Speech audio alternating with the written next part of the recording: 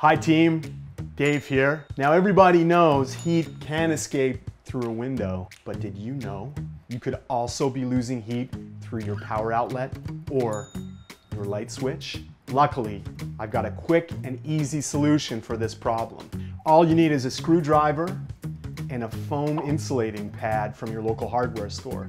These come in a variety of shapes and sizes, so make sure you pick out ones that fit the switches or outlets you're working on.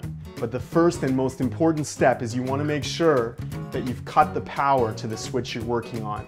So go to your breaker panel and triple check that you've got the power off there before you remove the cover plate. I find I can fall into a Zen state when I'm doing this type of work.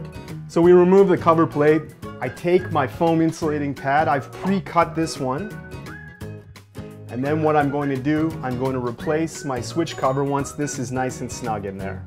The satisfaction of a job well done with the turn of a final screw. It's like taking a trip backpacking through Europe and you finally arrive in Roma and you're boarding that train to the airport and you know it's all over.